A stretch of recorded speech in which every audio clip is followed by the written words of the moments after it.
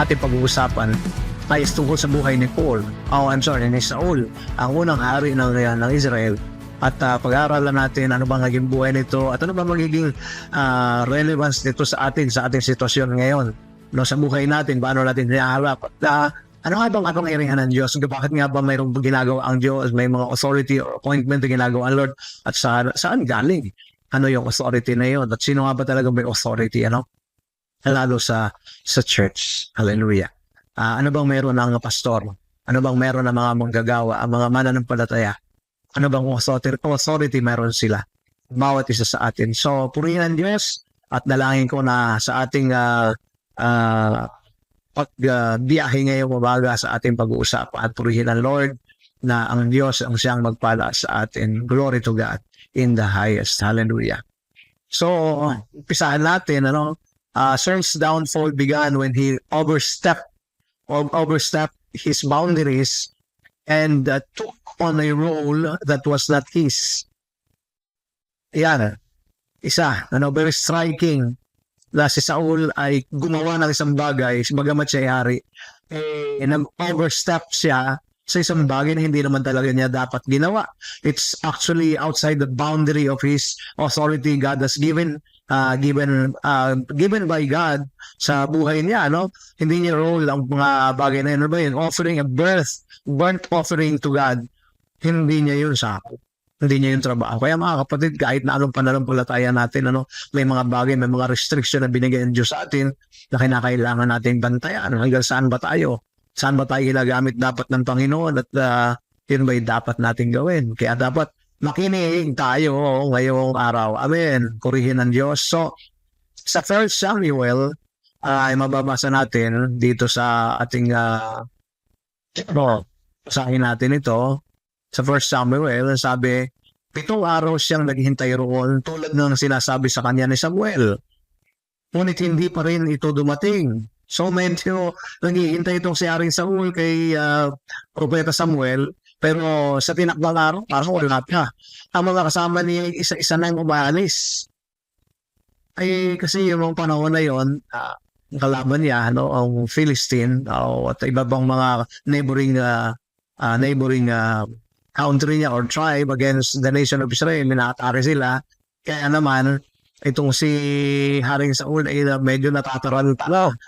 At kailangan niya makita ang pagkampi ng Diyos. Sasalakay ba sila? Magtatagumpay ba sila sa araw na yon? O ano ba mangyayari? Kaya sila ay nagkumihingi ng guidance sa Lord. Maganda naman, diba? Maganda naman yung intensyon. Pero nainip na. Kaya was Saul lang handog na susunugin at handog ng kapayapaan at siya na ang naghandog nito. Yun ang problema. Sabi, susunugin at handog ng kapayapaan ay siya na ang naghandog ng mga ito. Dapat na yung ginawa yun. Maganda naman yung intention. Di ba? Masama ba yun? Napakaganda naman ang intention Sino ba naman ang, di ba? Maganda naman intention ko, Lord. So ako nagagawa nito. So yan. So dapat ba yun? Sino ba talaga dapat ang gumagawa niyan? Di ba? So, purihin ang Lord. So, yan ba dapat gawin ng isang mananampalataya? So, ano ba sabi nung dumating si Samuel? Sinabi sa kanya ni Samuel, malaking kasalanan niyang ginawa mo. Kung sinunod mo ang inuutos sa iyo ni Yahweh na iyong Diyos, ang sambahayan mo sana ang maghahari sa buong Israel habang panahon. Tingnan mo, ang ganda ng plano ng Diyos sa kanya. Bagamat nagalit ang Diyos sa mga Israelita, hindi mo kasalanan ni Saul na humingi ng hari ang Israelita. Kasi sabi niya, yung aming mga kapitbahay dito, bansa, may mga hari, bakit kami wala? Sabi ng Diyos, they rejected me because I am their king. Mula doon sa pagpapalaya sa kanila sa Ehipto, down doon sa promised land, ang Diyos ang siyang gumabay sa kanila at nagbigay ng kapangyarihan sa kanila, nagbigay ng lakas sa kanila para magtagumpay sila. Pero ano nangyari? At kanilang ginawang hari itong si Saul at pinayagan ng Diyos. Pero yung palang plano ng Diyos sa kanya, biruin ba yan? ang sambahayan mo sana mag-aari sa buong Israel habang panahon. Yung lineage, yung dynasty, sala ng lahi ni Saul, ang siyang sunod-sunod. Kasi mag-aari. Hindi sa lahi pala ni Haring David. Ngunit dahil sa ginawa mo, hindi na matutuloy yun. Ayun, na-cancel. Kansilado na, expired. Si Yahweh ang pipila ng isang tao mula sa kanyang puso. So ang tao ang pumili kay Haring Saul, pero ang Diyos palang pumipili mula sa kanyang puso na mag-aari sa Israel sapagkat hindi mo sinunod ang mga utos niya sa iyo. So, malungkot dahil dapat tayo pala talaga ay nagbabantay sa ating pagkilos bilang isang tao. Ano ba yung mga pinagagawa ng Diyos? Ano ba yung inuutos sa atin na dapat natin gawin? Ako ba talagang dapat gumawa nun? Tayo ba talagang dapat gawin? Sino dapat gumawa nun? Sino inuutosan ng Diyos? So you need to be sensitive kasi kung pinapagawa ng Diyos yan at hindi mo ginawa, ay yari gawin.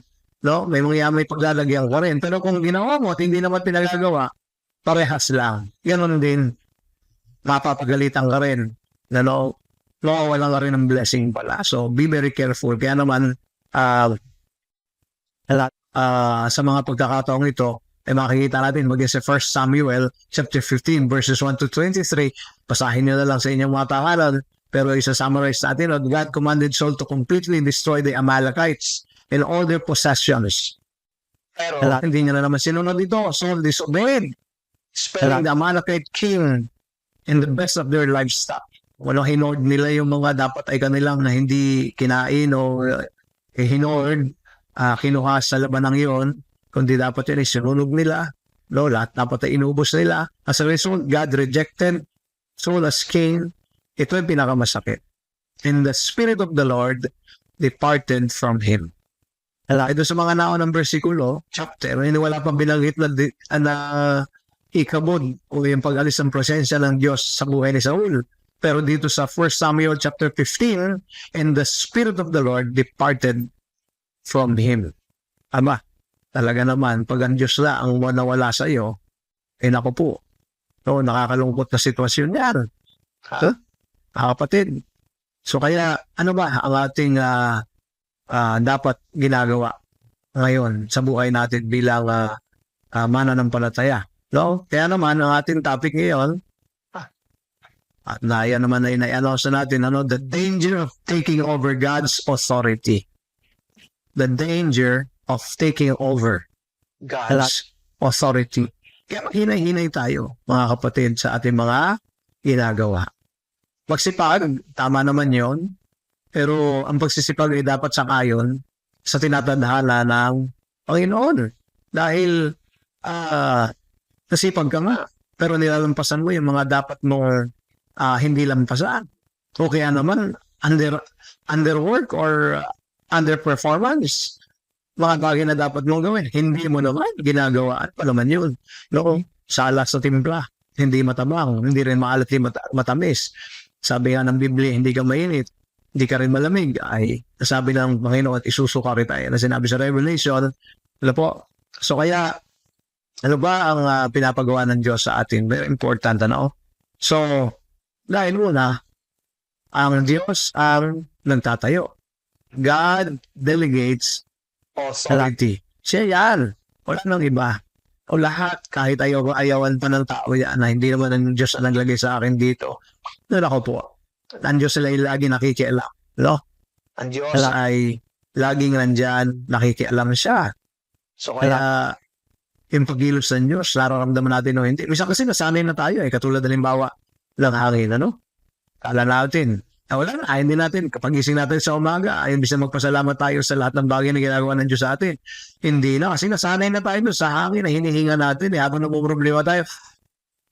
Binabayaan ako ng Diyos, pero yung presensya ng hangin nandun, yung biyaya ng Diyos nandun pa rin, Talaga naman ang mga tao ay minsan ay talaga namang nakakalimot sa mga pagpapalang ginagawa ng Diyos sa atin, So kaya ang Diyos ang nagde-delegate ng authority. At kung titingnan natin, God is the ultimate authority and He delegates authority to individual for specific purposes. So like sa church, may mga proper delegation yan. And of course, ang delegation ay by the conviction. Minsan may mga leader and member na lalapit na gusto niya mag-participate sa ganito. And sa church, of course, mayroong tayong final authority kung sino. Alam naman natin yan, ang pastor. Hindi determine ang pastor, bagay ka ba doon? Tinitingnan din niya ang level ng iyong spirituality. No? Ikaw ba'y karapat-dapat doon? Hindi ka hinaatulan, kundi ibinabagay. Marami mga mananampalataya, madali magtampo pag hindi nasunod yung kanilang gusto. So just he appointed Moses to lead the Israelites out of Egypt, na sabi nga sa Exodus chapter 13, tinan mo si Abram. Naririnig ko ang pagdaing ng aking bayan at nakikita ko ang pangaaping ginagawa sa kanila. I'm sorry, hindi si Abraham, si Moses. Correction. Si Moses, kaya papupuntahin kita sa Faraon upang ilabas mo sa Ehipto ang aking bayang Israel. Sumagot si Moses, sino po ako para umarap sa Faraon at ilabas ang bayang Israel mula sa Ehipto? Wala mag-alala. Ito maganda, Hindi kita pababayaan. Kasi natatakot tayo sa pagtawag ng Diyos sa atin Yan ang problema. Kasi tinitingnan natin yung ability natin. Parang hindi ko naman kaya yun. Hindi mo na ako nag-aaral. Nakakabahan tayo, natatakot ang nauna kung hindi yung pagsunod. Tinitingnan natin yung kaya natin, hindi natin tinitingnan kung makakaya ng Diyos sa atin. Yan ang nagiging problema natin Kaya sinabihan niya si Moses, huwag kang mag-alala, hindi kita pababayaan. So isang pangako ng Diyos yan, dapat ilagay natin sa ating puso at isip, ng Diyos ay hindi pabayang Diyos. Pag may pinagawa sa sayo, dapat mong gawin agad.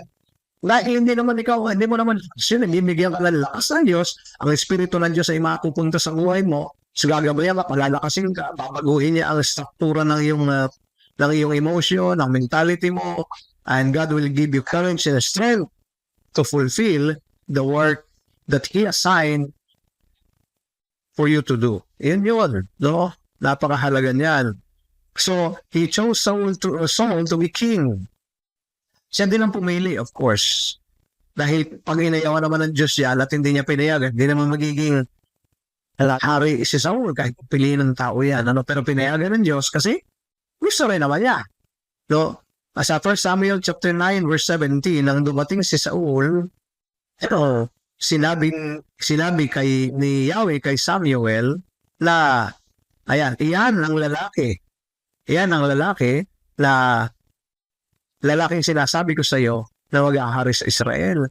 Kung babasahin mo 1 Samuel chapter 9, yung ginawang pagkilos na ng Diyos, siya yung kasi nag-orchestrate, kasi nawala yung dangkin ng tatay ni during doon, hindi pa siya, of course, hindi pa siya ari. Nawala yung dangkin ng kanyang tatay na si Kish. At pinahanap sa kanya, kasama niya kang alipin. Pero yun pa na-orchestrated na ng Diyos para magkita sila ni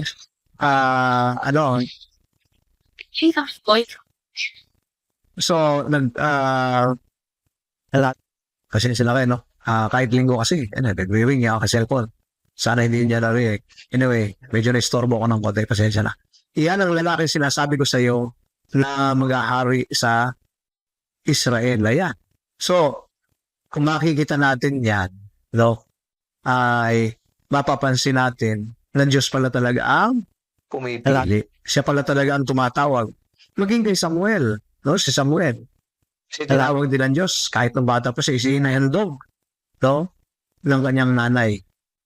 Para magsilbi sa kanya. Sabi, sa 1 Samuel chapter 3 verse 20, dahil dito, kinilala ng buong Israel mula sa Dan hanggang sa Beersheba na si Samuel ay isang tunay na propeta ni Yahweh. Ayun. So, si Yahweh, ang Diyos ang siyang nagtalaga kay Samuel para maging representative niya, a prophet, a spokesman, sa mga lahat ng bansa, hindi lamang sa nation ng Israel. Right? So, purihin ang Diyos dahil ang Diyos talaga ang tumatawag sa atin. Purihin ang Panginoon. Sabi nga dito sa Roma, basahin natin, Roma chapter 13, verse 1. ang bawat tao'y dapat pasakit sa mga pinuno ng pamahalaan o maging ang ating gobyerno ay pinapakailaman ng Diyos. Kasi siya naman talaga yan. Kanya yan siya may-ari niyan. Oo, yung mga politiko lang, kala nila walang kilalaman ng Diyos diyan, kala nila ay sarili lang nila yun, at talagang tao ang naglalagay sa kanila. Hindi. Kung susundan mo ang Biblia, ang bawat tao ay dapat pasakop sa mga pinunong pamahalaan sapagkat walang pamahalaan hindi mula sa Diyos. Sabihin natin masama yung pamahalaan na yun. Lahat ng pamahalaan, dinisign ng Diyos yan. Na hindi natin maabot minsan ng isip ng Diyos, bakit may ganon? At ang Diyos ang nagtatag ng mga pamahalaang umiiral. So, tanggapin mo lang mundo ito o hindi, yan pa rin ang katotohanan yan. Ang Diyos talaga ang nagtatag ng lahat ng bansa. Ano man ang disenyo niyan, Diyos ang may lalang niyan. At lahat na namumuno roon, mananagot sa Diyos isang araw. Dahil ang Diyos ang gumawa, lumikha ng bawat bansa. Siya rin ang gumawa ng bawat wika. Pinayagan niyang lahat yan. Ang problema, ang mga tao, kala nila sila yung pinakamapangyarihan dahil hindi sila naniniwala sa Diyos, kala nila isang araw hindi sila mananagot. Mananagot lahat pagharap nila sa Diyos. Sa Numbers chapter 13 verse 17, pasakop kayo at sumunod sa mga namamahala sa inyo. Sila ay nangangalaga sa inyo at mananagot sila sa Diyos sa gawain ito. See?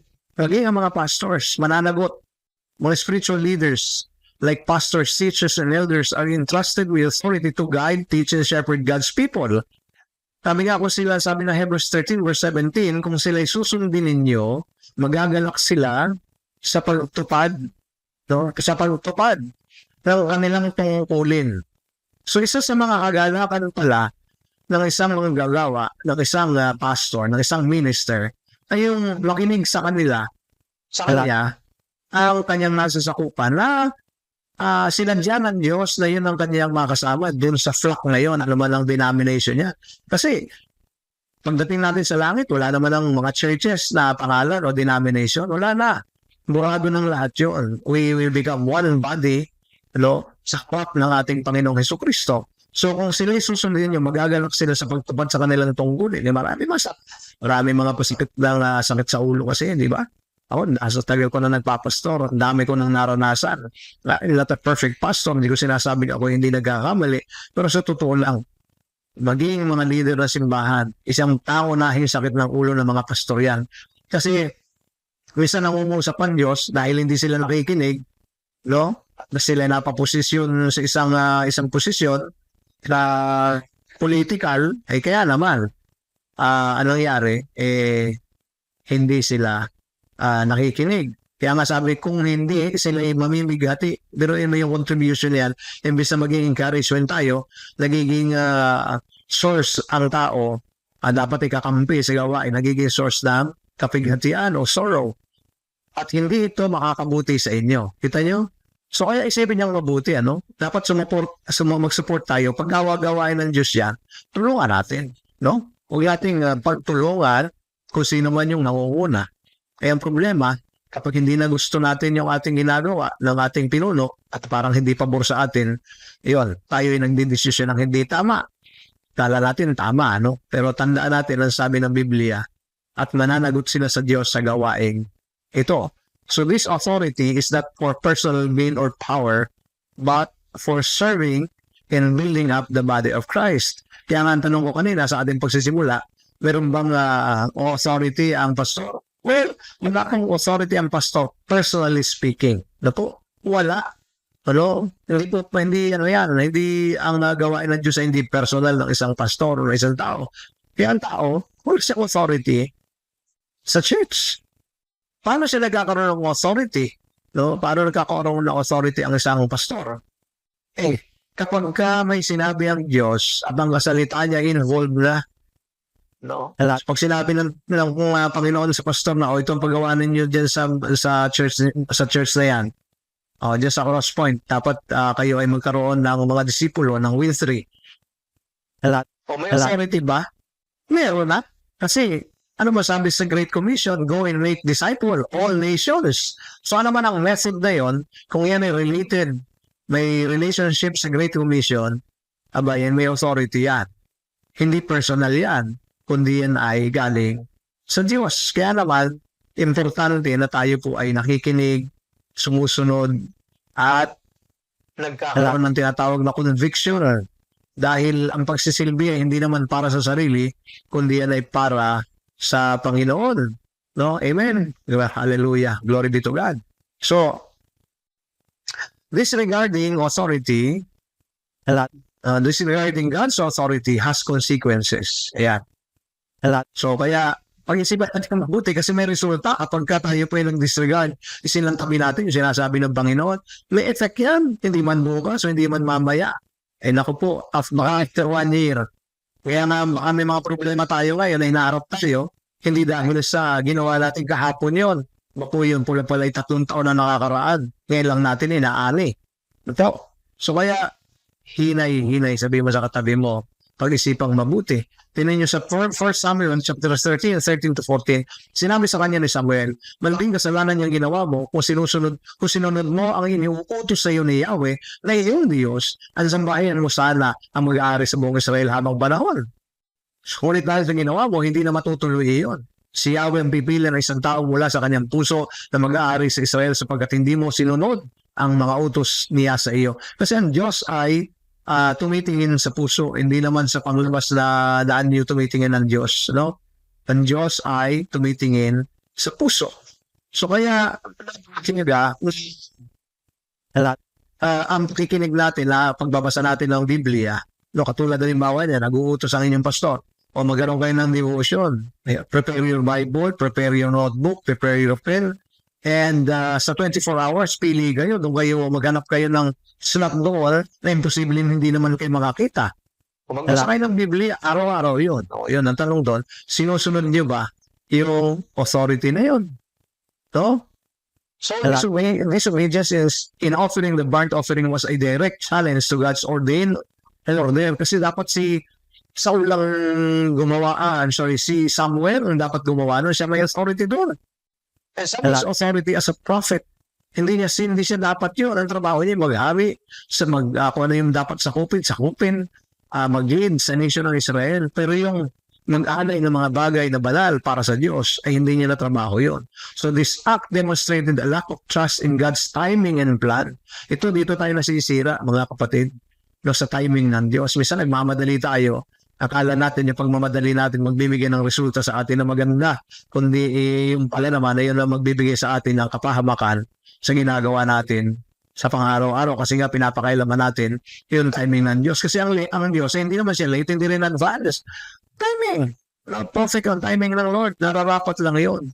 Pero minsan pinapakailaman natin yung oras ng Panginoon katulad halimbawa, bakit wala pa tayong building, bakit wala pa tayong ganyan. So ngayon, ang conviction ng Panginoon sa puso ko, magkaroon ng dyan sa harapan ng bahay namin para naman yung privacy ng Byron family o iba pang mga kapatid ay hindi maapektuhan. Maliban of course sa ating mga cell group or Bible study. Yan, kailangan talaga yung privacy ninyo i-invade. Kasi nga, ang purpose naman ng cell group, yung mga kapitbahay nyo, kaibigan ninyo, kaaway ninyo, makakot ninyo sa pamamagitan ng Bible study o ng cell group. So ngayon, kapag tapos doon, dadalhin natin sa gawain ng Diyos o do gawain ng cell group, yung ibig sabihin sa assembly natin, paglinggo, sama-sama nating pagsamba. So masama natin sila.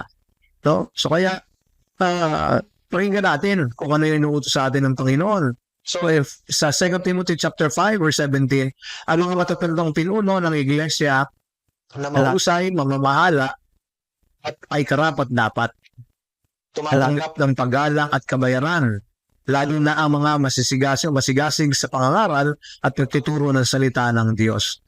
Alam niyo, ang elder o ang pastor ay binigyan ng Panginoon ng double honor. Alam mo yung double honor na yan? Tingnan ninyo mga kapatid, pakinggan niyo, makinig kayo mabuti. Nasabi ng Biblia sa sulat ni Pablo, na honor your parent. Laging sa Ten Commandments, honor your parent. Honor. Diba? So, mahal ba natin ang magulang natin? In-honor natin sila.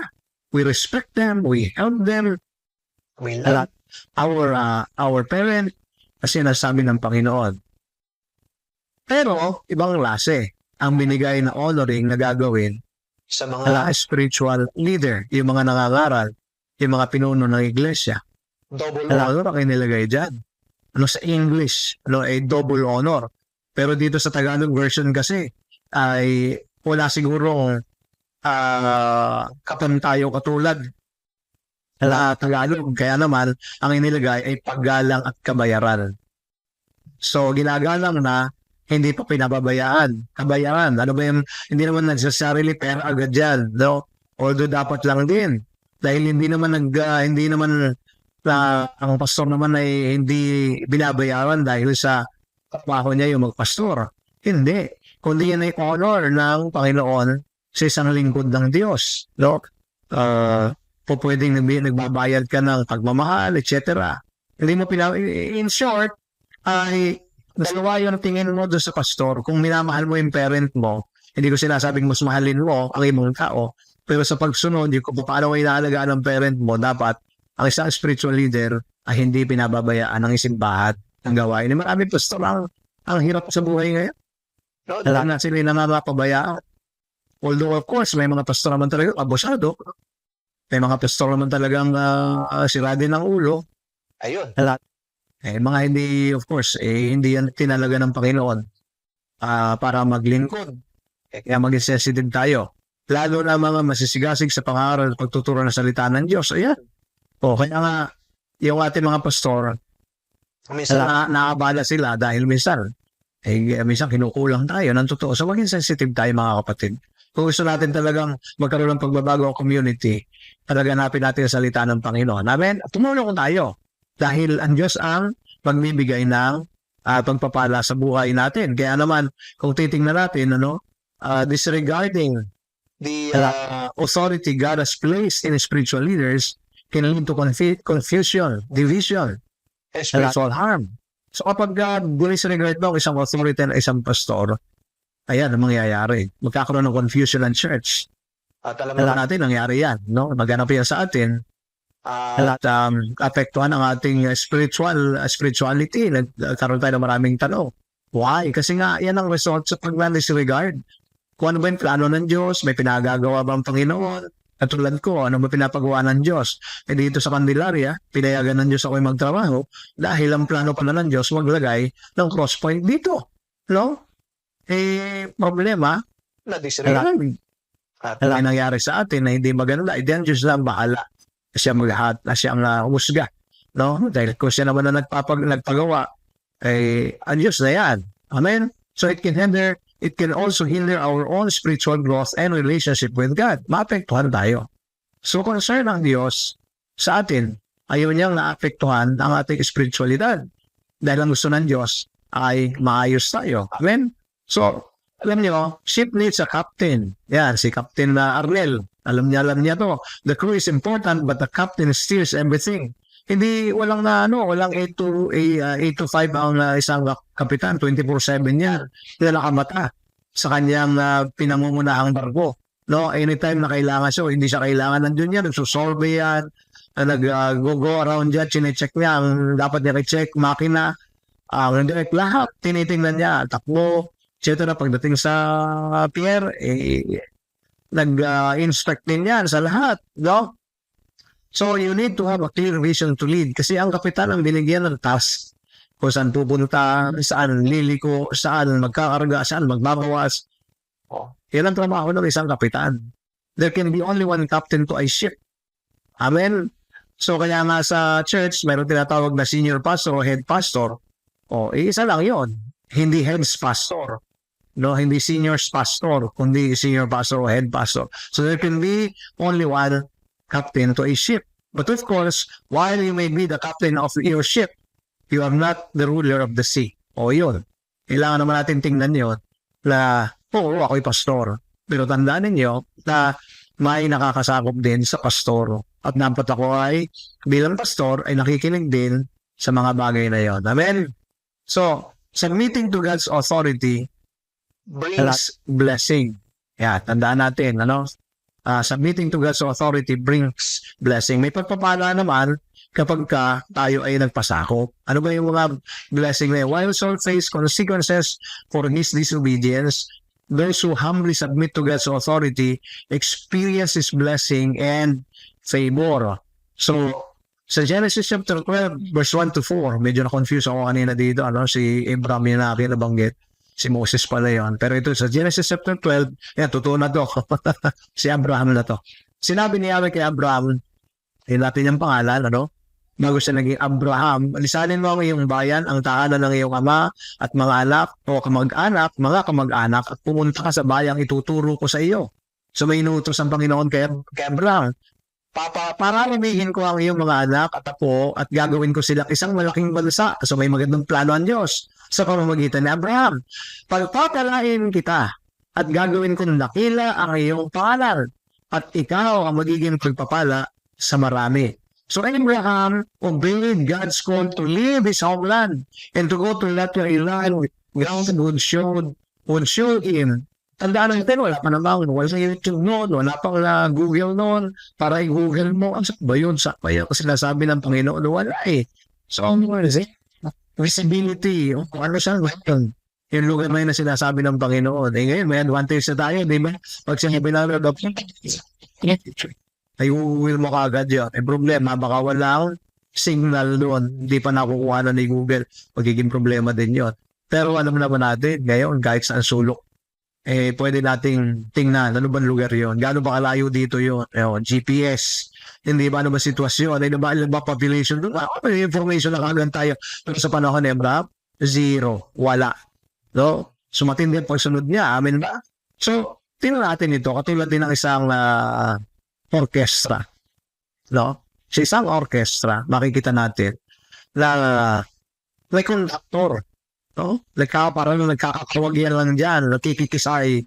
Pero yung kanyang pagkikisay dyan, authority yan, kung sino lang dapat pumalo ayon sa nota na sinusunod nila.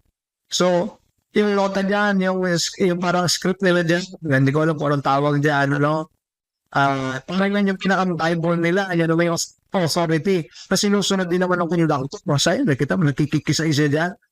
Pero, sa totoo lang, may dahilan ng lahat ng bagay na yan. No? Dahil dyan, yung pagtugtog nila, yung timing, yung harmony, yung unity applied sa mga kapatid. Ganoon din tayo dapat sa church. No? Tayo nagkakaisa sa pamamagitan ng salita ng Diyos. Na kapag kakaway dyan si pastor at kikisay dyan na itog nag-uutos, kampay, sunod, gawin mo yung part mo. Ano ba yung instrumento na hawak mo? O ikaw din dyan, gawin mo. Ano ba yung part mo? Gawin. Kung ano yung binigay ng Lord na instrument sa'yo sa church. So kaya, very important ito mga kapatid. Amen? So, alalahanin natin ng Diyos ang siyang tumatawag sa atin. O tumawag sa atin para gampanan natin yung mga dapat gampanan. Amen? So, ayan, di ba? Napakasarap pakinggan na kapag kaganyan. Hallelujah. Amen. Ang mahal ng bayan dyan. Pero, makita natin na very important sa isang church na wala mo ginagawa si pastor. Yung conductor, nakikikisay lang yan dyan. Nagkakakampay lang. Dali naman ang ginagawa niya. Hindi po ganyan sa simbahan. Amen. So, very important po na maintindihan natin ano ba yung pagkakatawag ng Diyos sa atin. Hallelujah. So, talay tayo. Sa Ephesians chapter 4, 11 to 12, at binigyan niya ang ilan ng loob. Ang Diyos ang nag-a-appoint. At kapag sumunod, ayan, ito yung blessing ng Panginoon, ito yung natawag na fivefold ministry upang maging mga apostol. So, ang Diyos din na nag-a-appoint. Ang iba na may mga propeta. So, ang Diyos din na nag-a-appoint. Ang iba may mga ebanghilista. At ang iba ay mga pastor at mga guro. So, ang Diyos ang nagtatalaga. Ginawa niya ito, ano naman ang purpose of fivefold ministry? Ginawa niya ito upang ihanda sa paglilingkod ang lahat ng mga hinirang. Upang maging matatag ang katawan ni Kristo. So, dapat maging source naman ng strength yung mga in-appoint, yung mga in-assign, yung mga pinagpagawa. Kapatid, dapat ikaw ay pinagsisimulan ng kalakasan. Hindi ka pinagsisimulan ng kahinaan. Naintindihan natin? So, kaya ngayong umaga, let us examine our heart. Number one is, are you respecting the authority God has placed in your life? Particularly the spiritual leaders in your church. So, yan, ang tanong, nirespeto mo ba yung itinalaga ng Panginoon sa iyong buhay para ikaw ay pagpastoran? Are you willing to submit to their guidance even when it's difficult? Paano kung mahirap na? Yan ang tanong. Mahirap yung pinapagawa, hindi mo kaya. Para si Moses din, pero ano ba ako ng Diyos sa'yo? Anong blessing? Huwag kang mag-alala. Di kita pababayaan. Amen. Can you shout amen? So remember, their authority is not about personal power, but about serving and leading you towards Christ. So, matigas ka ulo. Ikaw lang yung magpapalain ng Diyos. Ayaw mo pa. Ayaw lang gusto mo, yung gusto mo. Hindi laging ganon. Halakinig tayo. Mayroon tayo dapat tamang pangunawa kung ano yung pinapagawa ng Panginoon sa atin sa pamamagitan ng tagapanguna natin. So, again, is recognize and respect the authority God has delegated to spiritual leaders. Ano may pinapagawaan Diyos sa atin? Kung ano may pinapagawa, mag-wither tayo dito sa Crosspoint. Maglagay tayo dyan sa harapan ng simple bubong fellowship. Kasi temporary lang yan. Kasi pagka tayo pinadami ng Diyos, alis din tayo dyan. Submit to their guidance with a humble and teachable spirit. Kaya naman ang mga pastor ay dapat din, ang mga tagapanguna ay dapat din naman maging sensitive kay Lord. Dahil masyadong personal yung pinapagawa ng Diyos isang personal na tao. Kapag may problema siya, o dapat siyang gabayan, o dapat siyang i-review, dapat siyang encourage. So yun namang mga tao na nasa sakupan ay dapat magpasako. Trust that God will use their leadership to build you up and strengthen the church. So, tanda natin, kung tulad na binasa natin kanina, kapag hindi natin sinusunod ang pastor, mamimig at ina-apektuhan ng kanyang leadership at yun ay babalik din sa iyo. So, huwag mong payagan na gano'n ang mangyari sa iyo, no? So, pasensya na ako, tumuyo ko, bumababa yung bangko ko eh. So, kaya, ganyan dapat, no? So, Saul's story serves as a powerful warning against the danger of usurping God's authority. By humbly submitting to the authority He has placed in our lives, particularly the spiritual leaders He has appointed. So, sino ba yun? We demonstrate our trust in His plan and open ourselves to His blessings. So, let us strive to be a people who honor God's or ordained order, recognizing the true authority comes from Him alone.